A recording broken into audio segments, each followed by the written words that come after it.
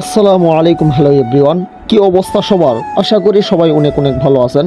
আমিও আলহামদুলিল্লাহ অনেক ভালো আছি। আজকে আপনাদেরকে বগুড়া জেলার দুপচাচিয়া উপজেলার একটা পর্যটন কেন্দ্র দেখাবো, যে পর্যটন কেন্দ্রটি 200 বছরের পুরানো একটা পর্যটন কেন্দ্র। সে পর্যটন কেন্দ্রের নাম গুনাহার সাহেব বাড়ি। এই সাহেব বাড়িটা অনেক পুরানো একটা বাড়ি। এই সাহেব বাড়ির অনেক ইতিহাস আছে। সেই ইতিহাসটা এই ভিডিওতে আপনাদের সামনে তুলে ধরার জন্য চেষ্টা করব।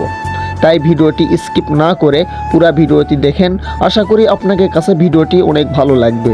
এই গুনাহার সাহেব বাড়ি 1939 সালে ঐতিহাসিক বগুড়া জেলার দুপচাচিয়া গুনাহার ইউনিয়নে এই বাড়িটি অবস্থিত।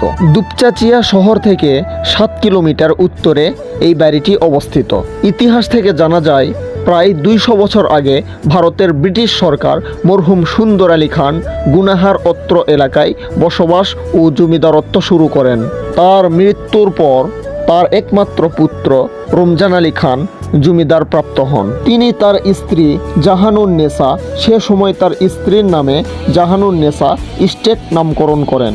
তাদের 2 পুত্র ছিল, মেয়েজান খান ও মেহেরজান খান। মেয়েজান খানের 3 পুত্র, তাওসার আলী খান, আব্দুল মজিদ খান ও মুমতাজ আলী খান।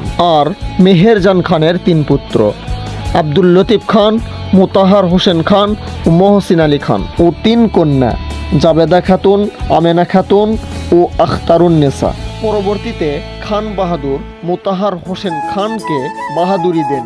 মোতাহার হোসেন খান পরবর্তীতে তালস উচ্চ বিদ্যালয়, তালস হাট, গুনাহার ইউনিয়ন পরিষদ ও গুনাহার প্রাথমিক উচ্চ বিদ্যালয় প্রতিষ্ঠা করেন। মোতাহার হোসেন খান 1939 সালে এই গ্রামে এই বাড়িটি তিনি নির্মাণ করেন। মোতাহার হোসেন খান 1894 সালে তিনি এই গ্রামে জন্মগ্রহণ করেন। তিনি 1952 সালে 2 জানুয়ারি তিনি নিজ বাসভবনে মৃত্যুবরণ করেন। শুধু কালের সাক্ষী হয়ে রয়েছে এই বাড়িটি। প্রিয় বন্ধুরা, আজকের ভিডিওটি এই পর্যন্তই। দেখা হবে পরবর্তী কোনো ভিডিও নিয়ে।